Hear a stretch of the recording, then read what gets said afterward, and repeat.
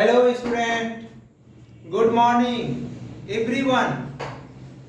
चलिए आज हम लोग पढ़ते हैं मैथमेटिकल टूल्स का।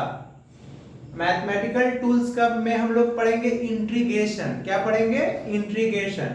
क्योंकि हम लोग डिफरेंशिएशन पढ़ चुके हैं। डिफरेंशिएशन में हम ये बताए थे कि कोई भी फंक्शन दिया हुआ है, मतलब पोजीशन टाइम रिलेशन दिया हुआ है, वेलोसिटी टाइम रिलेशन दिया हुआ है, एक्सेलरेशन टाइम रिलेशन दिया हुआ है, तो वो उसमें हम बताए थे कि अगर डिस्टेंस टाइम रिलेशन तो स्पीड कैसे निकालेंगे, डिस्प्लेसमेंट टाइम रिलेशन तो वेलोसिटी कैसे निकालेंगे, डिफरेंशिएशन करके हम लोग देखे थे। या कोई ग्राफ था उसका स्लोप हम लोग देखे थे डिफरेंशिएशन में।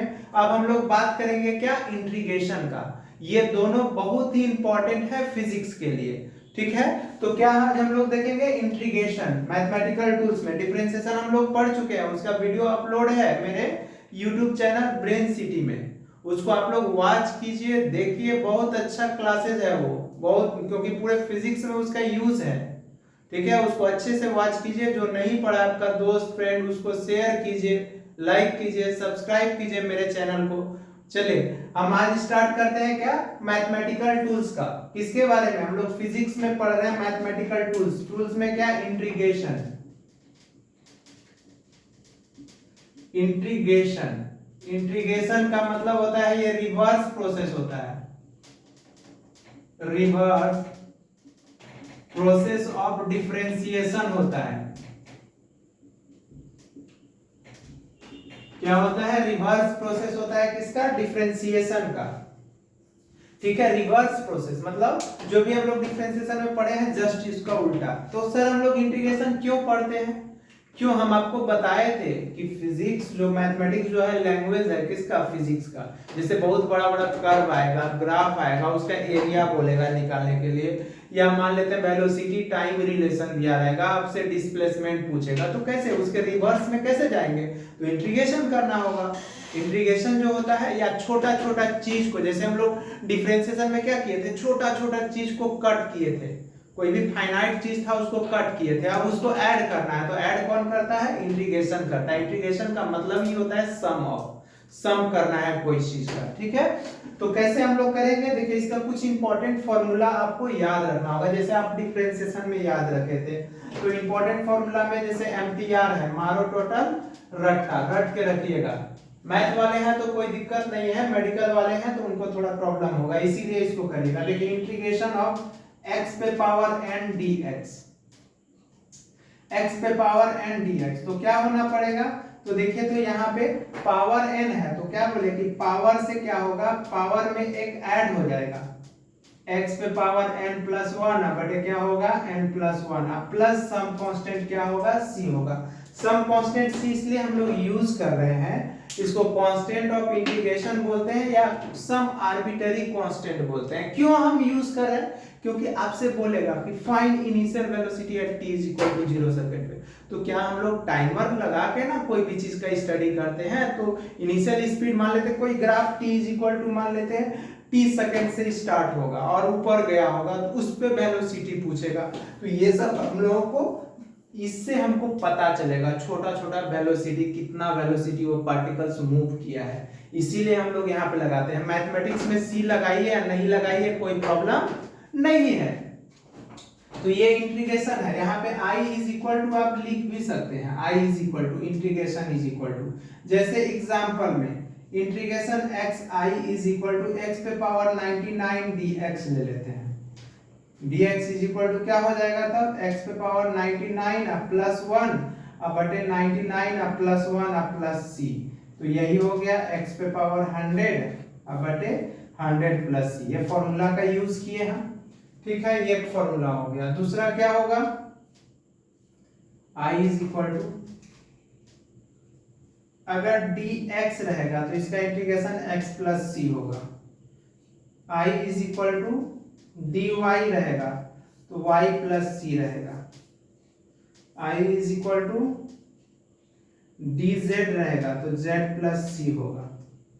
फिर integration is equal to dt रहेगा तो क्या होगा? t प्लस c होगा। समझ में आ रहा है ये? अब देखिए यहाँ पे इस पे क्वेश्चन भी कराएंगे, अभी आप लोग को टेंशन नहीं लेना है, आप लोग बस बिंदास होकर पढ़ाई कीजिए, कॉपी पेन ले लीजिए, नोट्स बनाइए, बिंदास होकर पढ़िए, हम एक एक क्वेश्चन भी कराएंगे, टेंशन नहीं लेना है। देखिए तो ये आई हो गया। अब यहाँ पे हम लोग नेक्स्ट देख लेते हैं 6 में, इंटीग्रेशन e पे पावर x हो, e पे पावर x dx, तो क्या होगा e पे power x plus c। e क्या है, e का वैल्यू 2.7 होता है, बताए थे एक्सपोनेंशियल वैल्यू है,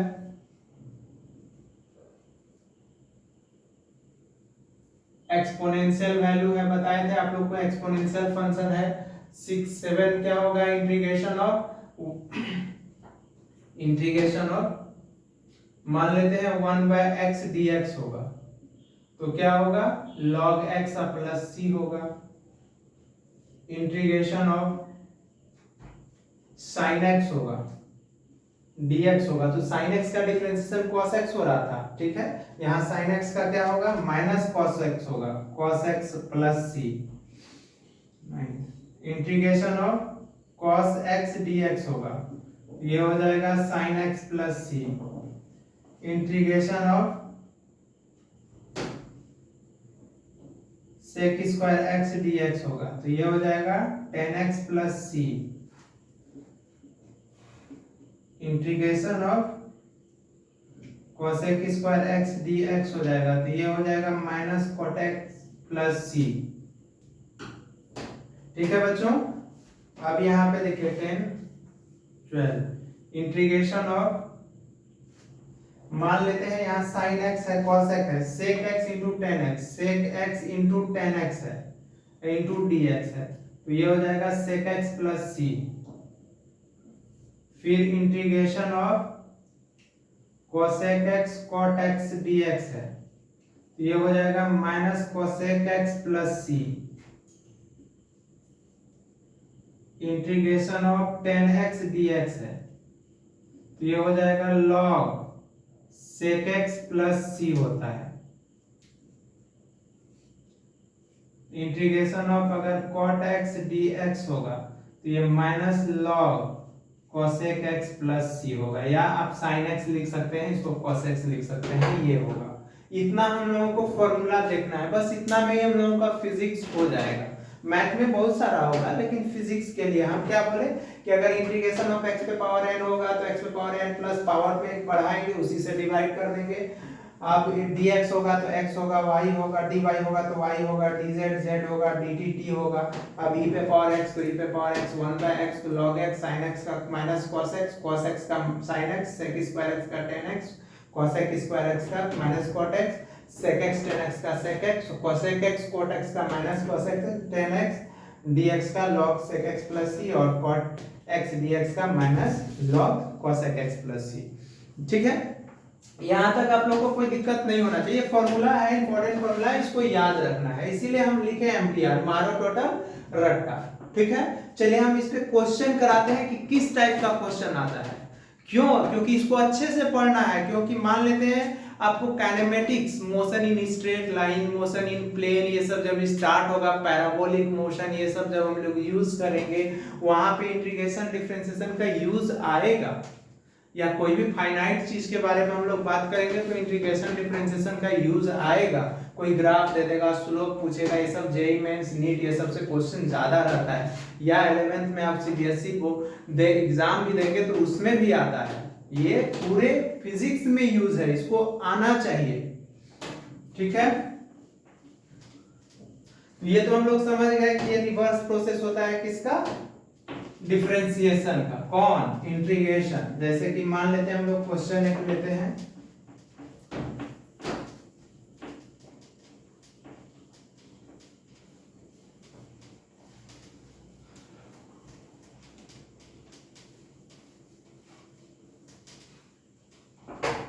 जैसे देखिए क्वेश्चन हम लेते हैं, if I is equal to x पे पावर 9, x पे power 8 plus sin x plus cos x plus 1/x into क्या है dx है, ठीक है, ये है, तो क्या होगा, तो I is equal to, अब देखिए dx से मल्टीप्लाई करेंगे तो x पे पावर 9 dx प्लस x पे पावर, और अलग अलग भी कर सकते हैं, प्लस है ना, इसको अलग अलग भी कर सकते हैं, x पे power 8 dx plus sin x dx, फिर क्या होगा plus cos x dx plus integration of 1/x dx। देखिए तो अलग अलग कर दिए, ठीक है। तो अब इसको क्या लिखेंगे, क्या बोले थे कि x पे पावर 9 है, तो 9 है तो क्या बोले थे कि एक पावर ऐड करेंगे उसी से डिवाइड करेंगे, एक पावर बढ़ाएंगे, और डिफरेंशिएशन में एक मल्टीप्लाई करते थे पावर से और एक कम करते थे।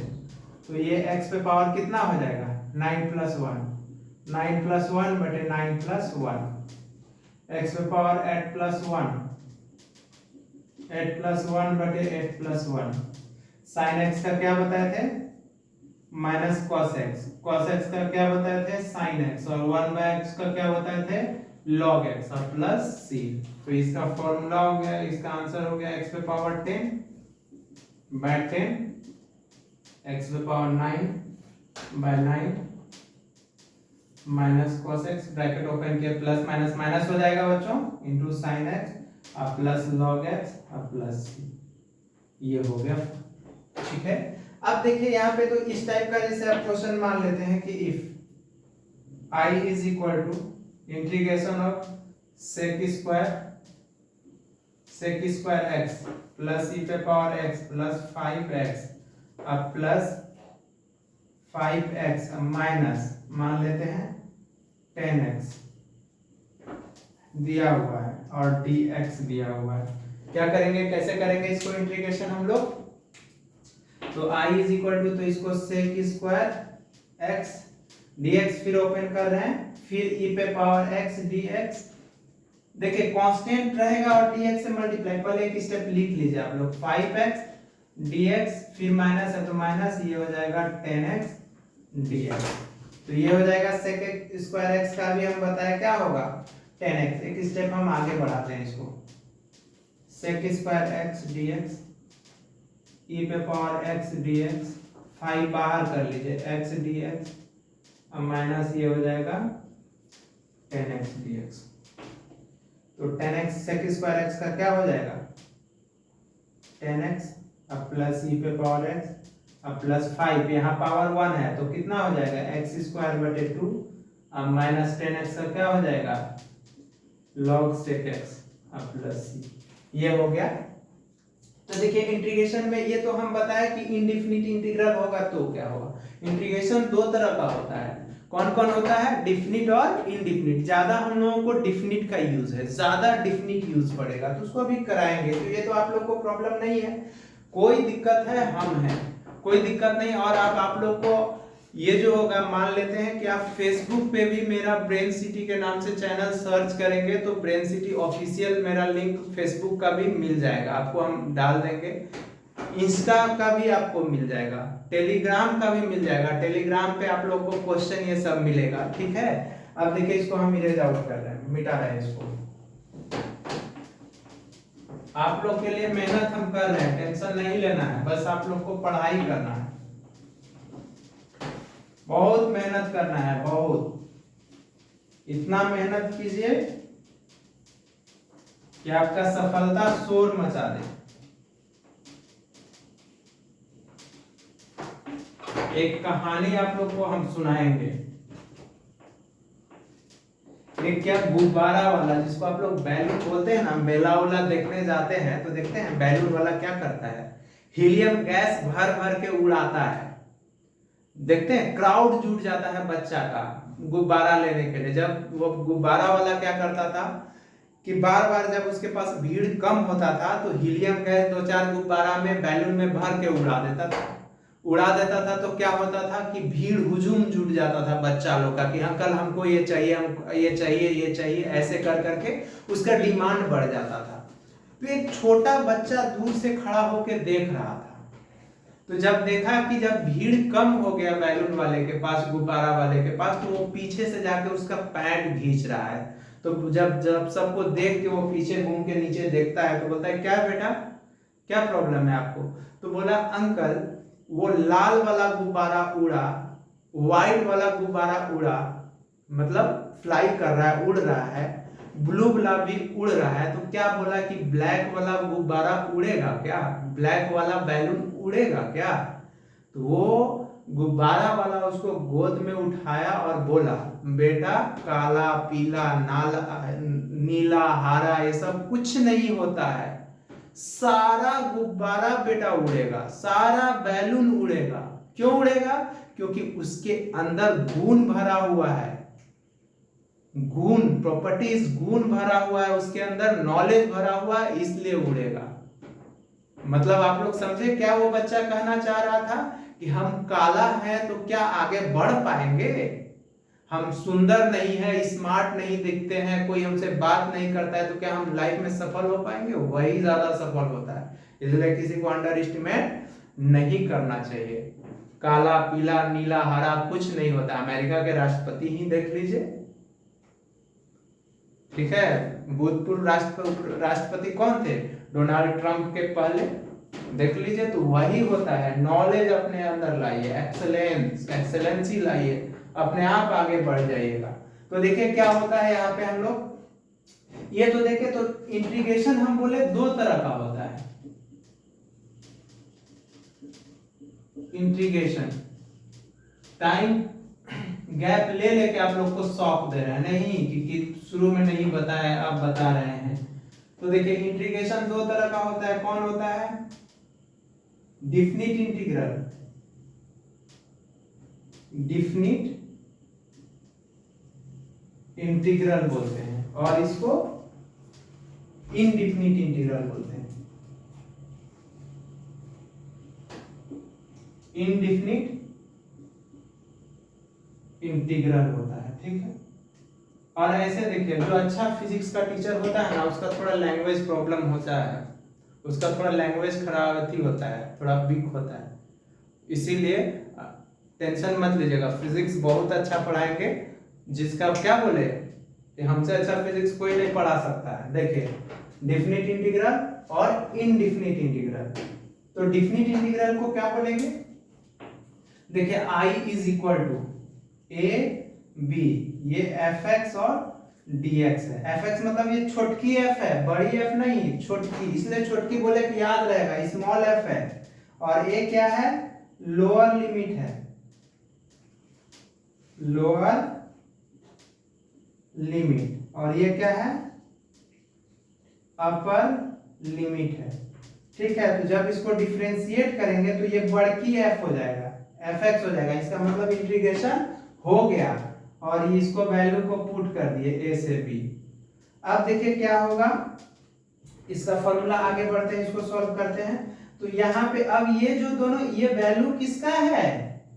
यहाँ x का है। देखिए तो यहाँ f के गोद में कौन बैठा है? x बैठा है, इसको इंटीग्रांड बोलते हैं। वही a का वैल्यू x है, b का वैल्यू x है, x का वैल्यू दोनों है, तो x दोनों को, मतलब ये x, a और b, ये x को सेटिस्फाइड करेगा। तो एक बार क्या करेंगे, एक बार अपर लिमिट लिखेंगे, फिर माइनस, एक बार क्या देंगे? लोअर लिमिट देंगे। ये इसका इंटीग्रेशन हो गया, इसमें कोई कांस्टेंट नहीं लगता है। तो इसी का फॉर्मूला क्या हो गया? f बड़ी F माइनस ये अपर लिमिट, फिर माइनस f, फिर f, ये बड़ी F क्या हो गया? लोअर लिमिट, लोअर लिमिट, ठीक है। इसका हो गया। क्या करना है? डिफिनिट इंटीग्रल में आपको दिया रहेगा a से b कहां से करना है। याद है जब एवरेज का बात करते थे, इंस्टेंटेनियस का बात होता था, स्पीड वेलोसिटी का, तो डिफरेंशिएशन करते थे। जब एवरेज का बात होता है तो टाइम इंटरवल, एवरेज का मतलब ही होता है टाइम इंटरवल, टाइम इंटरवल का बात होता है। तो टाइम इंटरवल में 2 या 2 से ज्यादा टाइम दिया रहेगा, तो 2 या 2 से ज्यादा, तो वही इंटीग्रेशन का काम है। a और b ये एवरेज को बताता है। a और b देखिए तो अपर लिमिट लोअर लिमिट हो गया। ये तो हम लोग करके इस पे क्वेश्चन देखते हैं कैसे आएगा। और इनडिफिनिट क्या होगा?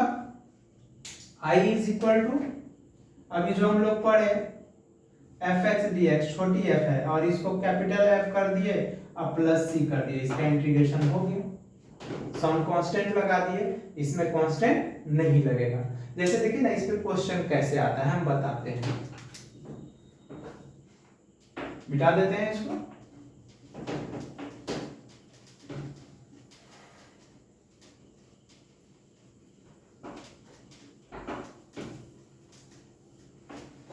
जैसे देखिए क्वेश्चन हम लेते हैं ये, इफ मान लेते हैं i इज इक्वल टू 1 से 2 लेते हैं, x पे power 3 plus x square plus x plus 1 into D x ले लेते हैं, ये ले लेते हैं इंटीग्रेशन। ठीक है, अपर लिमिट लोअर लिमिट आ गया, तो i इज इक्वल टू, इसको सॉल्व कैसे क्या बोले थे पहले, dx जैसे जैसे डिफिनिट इनडिफिनिट करके दिखाए उसी तरह पहले करना है, लास्ट में अपर लिमिट लोअर लिमिट पुट करना है। ठीक है, तो i इज इक्वल टू ये 1 से 2 एक्स क्यूब dx, फिर 1 से 2 एक्स स्क्वायर dx, फिर 1 से 2 एक्स dx, फिर 1 dx 1 से 2। तो ये i इज इक्वल टू, इसका क्या हो जाएगा, x पे पावर 4 बटे 4, बोले थे ना कि पावर 1 बढ़ जाएगा, ये फॉर्मूला भी यूजिंग किए, यूजिंग फॉर्मूला क्या, इंटीग्रेशन ऑफ x पे पावर n dx, तो क्या बोले थे, x पे पावर n प्लस 1 बटे n प्लस 1, ये बोले थे।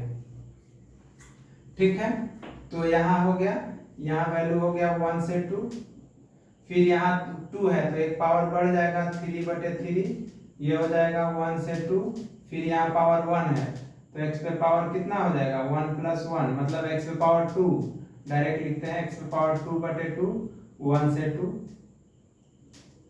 फिर ये dx का क्या हो जाएगा x, ये 1 से 2, तो देखिए तो 1/4 तो बाहर आ जाएगा कांस्टेंट, ये x पे पावर 4 1 से 4 1 से 2, और यहाँ 1/3 बाहर आ जाएगा, x क्यूब 1 से 2 1/2 बाहर आ जाएगा, क्योंकि 2 है तो 1/2 ही ना बाहर आएगा, डिवाइड में जो भी होता है उसको बाहर करते हैं तो 1 उसके साथ आता है, तो 1/2, और यहाँ पे x स्क्वायर 1 से 2, और फिर ये तो x बेचारा अकेले है तो ये तो रहेगा ही। अब देखिए upper limit lower limit put करने जा रहे हैं, तो integration is equal to 1/4 upper limit मतलब 2 का 4 माइनस लोअर लिमिट 1 पे पावर 4, क्योंकि पावर 4 है, ये x का वैल्यू है, x के जगह पे रख दिए, ये 1/3 अपर लिमिट 2 पे पावर 3 माइनस 1 पे पावर 3, फिर 1/2 2 पे पावर 2 माइनस 1 पे पावर 2, फिर प्लस ये हो गया 2 माइनस 1, तो ये हो जाएगा i इज इक्वल टू 1/4। देखिए तो 2 को 4 बार मल्टीप्लाई करेंगे तो कितना होगा, 2 को 4 बार, तो देखिए तो 2 2 जा 4 4 2 जा 8 8 2 जा 16 16 माइनस 1 1/3 8 माइनस 1 1/2 4 माइनस 1 और ये 1, तो ये हो जाएगा i इज इक्वल टू, तो 15/4 अब प्लस 7/3 अब प्लस 3/2 अब प्लस 1, इसका एलसीएम क्या हो जाएगा बच्चों, एलसीएम ले लीजिए, देखिए ना यहाँ पे हम कर देते हैं, यहाँ पे तो LCM i is equal to कितना हो जाएगा, देखिए एलसीएम 4 3 2 है तो 12 एलसीएम हो जाएगा।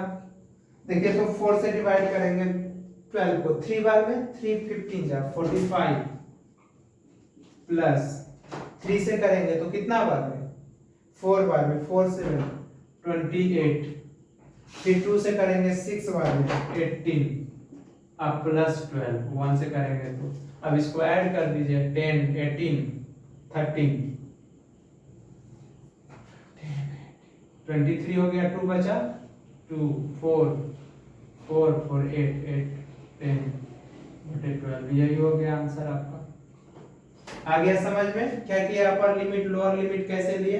अब इसका हम लोग देखते हैं कि फिजिक्स में इसका कैसे यूज है, कैसे एप्लीकेशन है इसका फिजिक्स में, फिजिक्स में किस टाइप का क्वेश्चन आएगा आपको। ठीक है, चलिए देखिए इसको मिटाते हैं।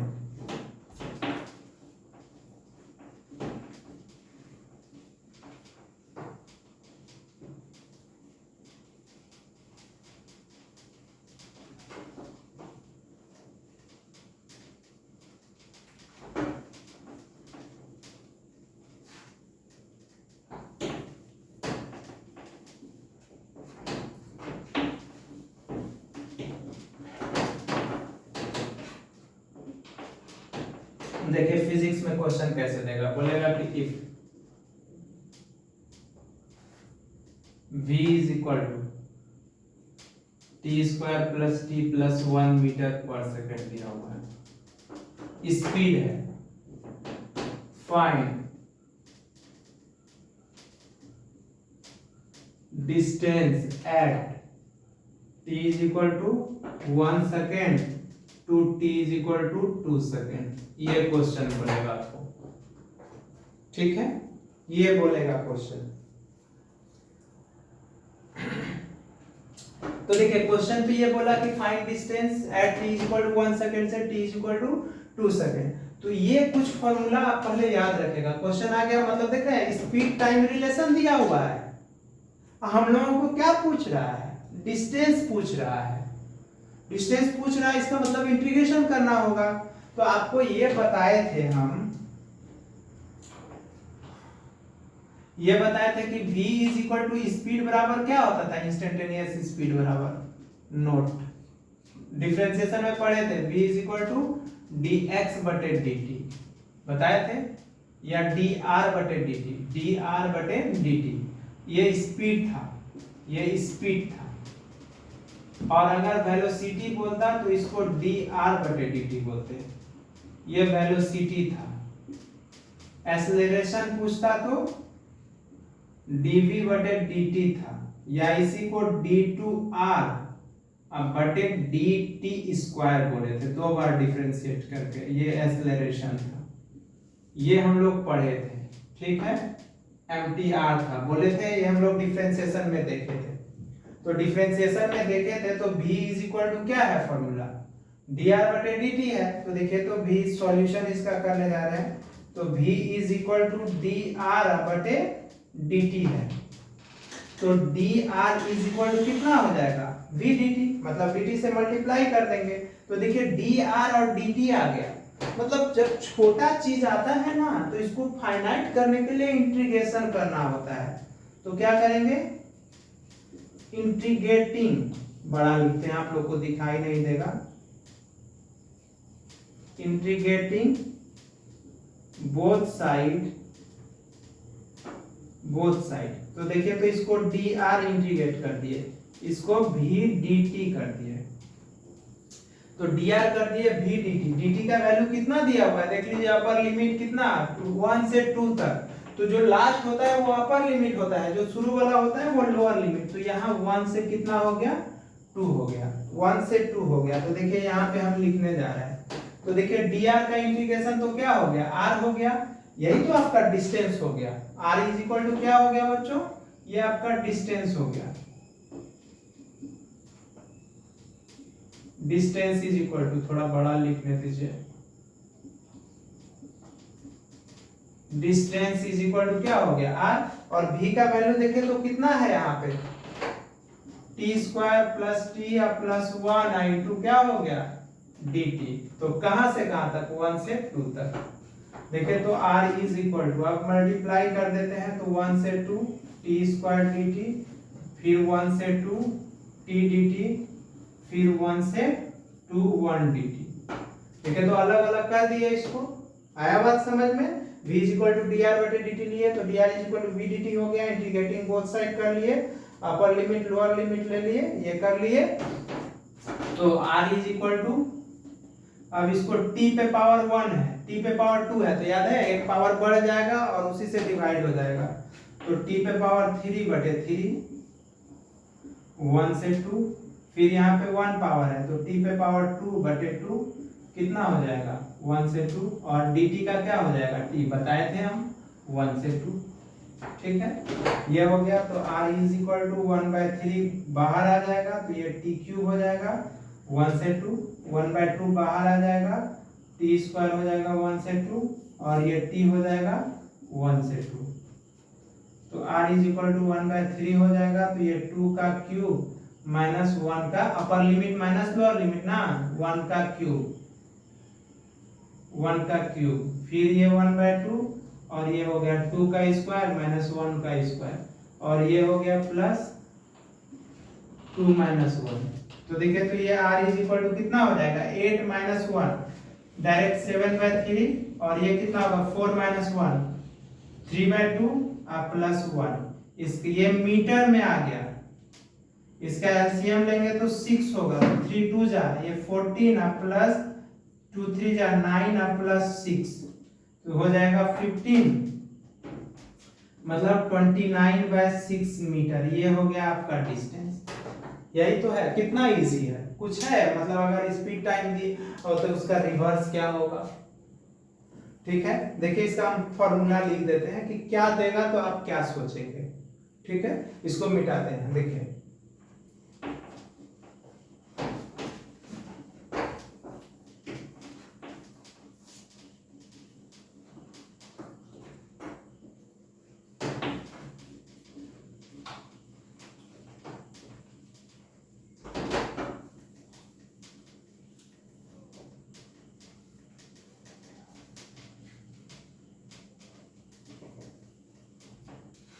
आप लोग को मेरा चैनल तो याद रहेगा ना, ब्रेन सिटी। ठीक है, क्या रहेगा, याद रहेगा ना। देखिए BRAINS brain city, brain city है, इसलिए इसको लाइक करना है, सब्सक्राइब करना है, अपना दोस्त को बताना है कि एक शुभम सर है, बहुत अच्छा फिजिक्स पढ़ाते हैं, पढ़ के देखो। आप लोग के लिए हम मेहनत करेंगे, टेंशन नहीं लेना है। तो देखिए ये इंपॉर्टेंट फॉर्मूला, इसको याद रखेगा, एमटीआर है। एमटीआर हम लोग क्या पढ़े थे 9th क्लास में। 9th में आप लोग बताया था ना टीचर की area of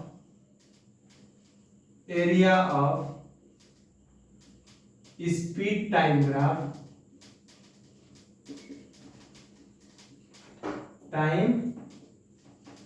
graph is given by distance. क्या देता था, डिस्टेंस। तो इसी को distance d is equal to, इसको करते थे v dt, यहां से t1 से t2 तक। t1 क्या है, लोअर लिमिट है, t2 क्या है, अपर लिमिट है। इसकी को हम लोग बोलते थे area of v time graph. ठीक है, ये हो गया। और दूसरा में हम लोग क्या पढ़े थे, area of velocity time graph is given bye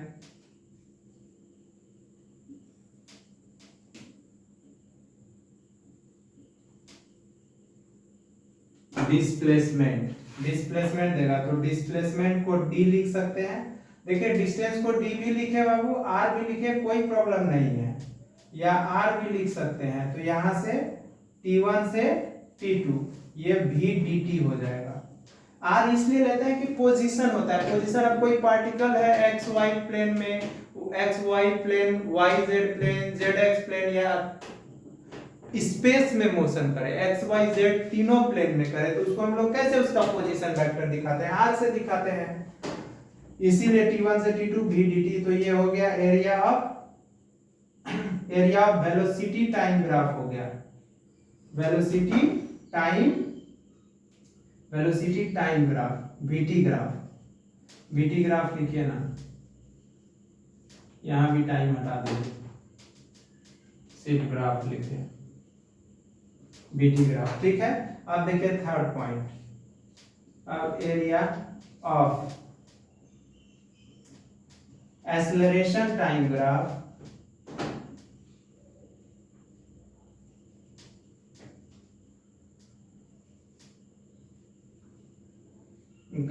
is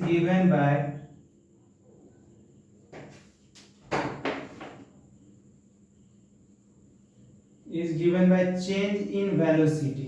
क्या देगा बच्चों, चेंज इन वेलोसिटी। तो चेंज इन वेलोसिटी, तो वेलोसिटी v बराबर is equal to delta v डाल देते हैं। चेंज का मतलब क्या होता है, डेल्टा का मतलब देखिए डेल्टा v लिखे, डेल्टा v। यहाँ पे डेल्टा का मतलब क्या है, चेंज है, चेंज।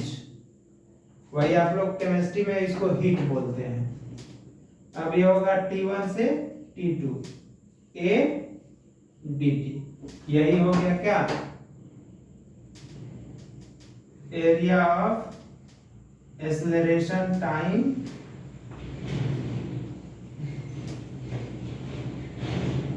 ग्राफ, ये होता है एक्सेलरेशन टाइम ग्राफ। देखिए हम लोग तीन चीज पढ़े कि अगर एक्सेलरेशन टाइम ग्राफ दिया हुआ है तो ये फॉर्मूला लगाएंगे a dt t1 से t2, तो वो डेल्टा भी दे देगा। Area of velocity time graph दिया हुआ है तो ये लगाएंगे। देखिए ना, इसमें हम क्वेश्चन कराते हैं आप लोग को कि किस टाइप से आएगा। ठीक है, किस टाइप से आएगा इसको देखते हैं। ठीक है, कोई दिक्कत नहीं है, इसको याद रखेगा, इसको हम करते हैं।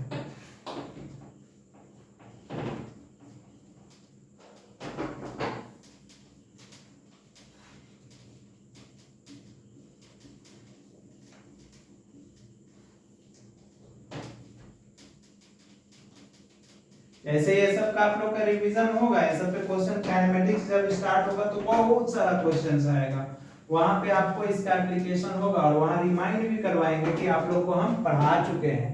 ठीक है, तो देखिए आप लोग को एक ग्राफ का क्वेश्चन बनाते हैं। ग्राफ किस टाइप का क्वेश्चन आएगा?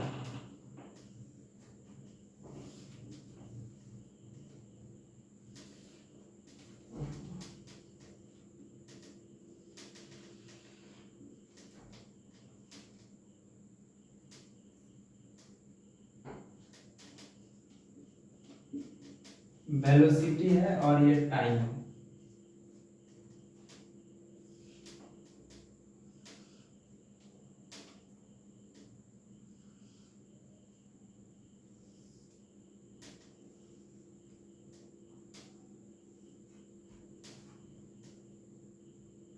इधर भी वेलोसिटी है, तो ये मान लेते हैं ना, ये -20 मीटर पर सेकेंड है इसका वैल्यू। कितना है बच्चों? -20, निगेटिव में है, 20 मीटर पर सेकेंड है। ये तो जीरो है, यहाँ पे +20 मीटर पर सेकेंड है। ठीक है, इसको मान लेते हैं 2 सेकेंड है, ये 6 सेकेंड है, ये 8 सेकेंड है और ये 12 सेकेंड है। ठीक है, ये क्वेश्चन दिया हुआ है, तो बोलेगा कि फाइंड फर्स्ट में फाइंड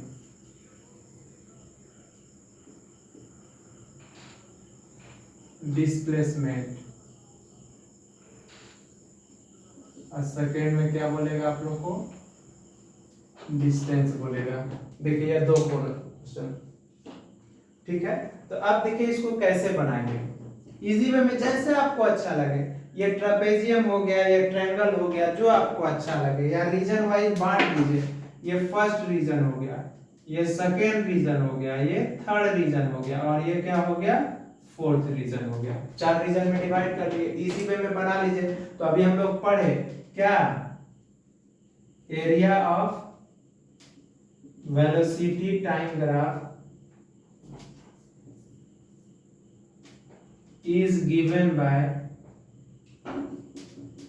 क्या बोले? Area of velocity time graph is given bye displacement देगा। अब मैग्नीट्यूड ले लेंगे तो उसका क्या हो जाएगा? डिस्टेंस हो जाएगा।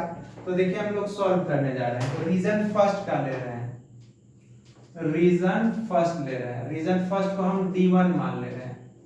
D1 मान लीजिए, तो D1 बराबर क्या होगा? एरिया ऑफ क्या है ये? देखिए तो रीजन 1 में एरिया ऑफ ट्रायंगल है, एरिया ऑफ ट्रायंगल। तो क्या होता है area of triangle? 1/2 base. Base कितना है? 0 से 2 सेकेंड है, तो 2 सेकेंड इसका बेस है। बेस इंटू हाइट, हाइट कितना है? 20 मीटर पर सेकेंड है, 20 मीटर पर सेकेंड। तो ये सेकेंड सेकेंड कैंसिल, ये 2 से 2 कैंसिल, तो कितना आ गया? 20 मीटर आ गया। ठीक है, अब देखिए रीजन 2 का बात कर रहे हैं। रीजन 2 में क्या है बच्चों? देखिए तो 2 से 4 2 से 6 जा रहा है, मतलब 2 से 6, तो कितना टाइम है बताइए? देखिए तो 2 से 6 मतलब 4 सेकेंड, और हाइट कितना है इनका? 20 है, मतलब रेक्टेंगल है। तो D2 बराबर क्या होगा? Area of rectangle. तो क्या होता है रेक्टेंगल? L इंटू बी होता है। L कितना है? 2 से 6 जा रहा है, मतलब 4 सेकेंड L है, थोड़ी है ना, ये तो 2 है और ये 4 सेकेंड, और इसका B कितना है? 20 मीटर पर सेकेंड। ये सेकेंड सेकेंड कैंसिल, तो ये हो गया 80 मीटर। ठीक है, रीजन 3 लेते हैं। रीजन 3 में क्या है? D3, वो भी एरिया ऑफ ट्रायंगल है। तो 1/2 देखिए, तो ये हम लोग क्या निकाल रहे हैं? डिस्प्लेसमेंट निकाल रहे हैं। यहाँ पे हम वेक्टर का साइन दे रहे हैं, डिस्प्लेसमेंट है। तो एरिया ऑफ ट्रायंगल, देखिए एरो दे रहे हैं, एरो मतलब वेक्टर है, मतलब डायरेक्शन को रिप्रेजेंट कर रहे हैं। ठीक है, एरिया ऑफ ट्रायंगल, तो 1/2 बेस कितना है? देखिए तो 6 से 8 जा रहा है, तो 2 सेकेंड बेस है, और हाइट कितना है इसका? 20 है। देख लीजिए, ये हाइट यही ना है, 20 metre, 20 metre per second. Second second cancel, ये 2 से 2 कैंसिल, तो ये हो गया 20 मीटर। ठीक है, ये 20 मीटर हो गया। अब हम लोग रीजन 3 का बात कर रहे हैं, रीजन 4 का। अब देखिए D4 हो गया, तो ये हो जाएगा एरिया ऑफ, वो भी ट्रायंगल है, एरिया ऑफ ट्रायंगल। तो क्या हो जाएगा? 1/2 बेस कितना है? 8 से 12 जा रहा है, मतलब 4 सेकेंड, और हाइट कितना है? -20 है। देख लीजिए, यही ना हाइट है। एल्टीट्यूड ऑफ ट्रायंगल क्या है? ये है, तो कितना है? -20 है, -20 metre per second. Second second cancel, ये 2 से 2 बार में कैंसिल, तो ये हो गया -40 मीटर।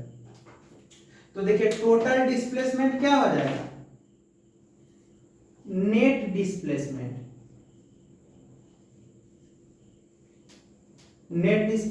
तो D1 plus D2 plus D3 plus D4, 4 है। तो देखिए, तो D1 कितना है? 20 है, D2 कितना है? 80 है, अब प्लस फिर 20 है, और D4 कितना है? -20 है। ये 20 कैंसिल, तो ये हो गया 100 मीटर। तो डिस्प्लेसमेंट हो गया, क्योंकि सॉरी यहाँ निगेटिव 40 है, 40 है, सॉरी 40 है, 40, ये 20 है बच्चों।